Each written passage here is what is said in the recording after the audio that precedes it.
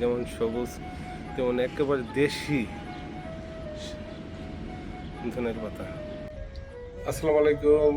আমার সেই ছাদে বস্তার ভিতরে যে ধনের পাতা আমি চাষ করেছিলাম, সেই ধনের পাতা দেখেন এই রোজার সময় কেমন লাগবে আপনার আপনার আপনার বলেন তো এই ভিডিওটি। ছাদে দেখতে থাকুন। এই যে ছাদ, এটা আমার ছাদ বাগান আর কি, ধনের পাতা দেখতে থাকুন। ধনের পাতা আসলে এই সালাদ হিসেবে, সালাদের সাথে ধনে পাতা বেটে যে কোনো একটি তরকারির ভিতরে দিয়ে এবং আপনার ইফতারির সময় মুড়ির ভিতরে মাখিয়ে ধনে পাতা। দর্শক, আপনারা তো দেখতেছেন এই সোনার বাংলায়, সোনার মাটিতে সোনার ফসল কীভাবে ফলানো যায়, কীভাবে ফলায়, যার প্রমাণ আমি আপনাদেরকে দিয়ে দিলাম। একটু যত্ন নিলে এভাবেই আপনারা, জায়গা না থাকলে কী হয়েছে, ছাদ বাগান আছে, ছোট জায়গা আছে, একটি টবের ভিতরে মাটি দিয়ে আপনি যে কোনো জিনিস ফলাতে পারেন আর কি। আপনাদেরকে দেখলাম যে আমার সেই দর্শক, সত্যি আসলে ভালো লাগার বিষয় আর কি।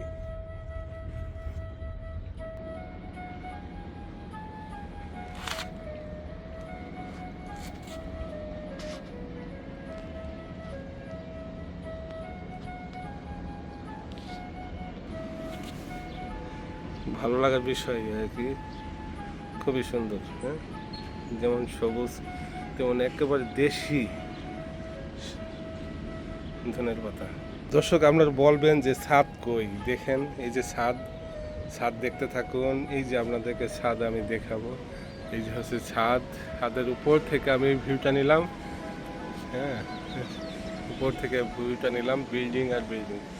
আপনারা দেখতে থাকুন, দেখতে থাকুন। চতুর্দিক দিয়ে আপনাদেরকে আমি ঘুরে ঘুরে দেখালাম।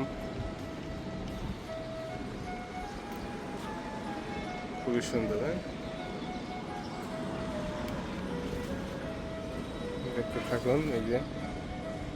এই যে আমার মিনি সবজি বাগান।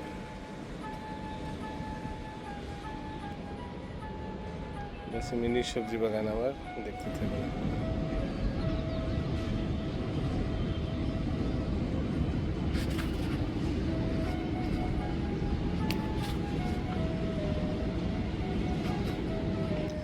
ধন্যবাদ দর্শক।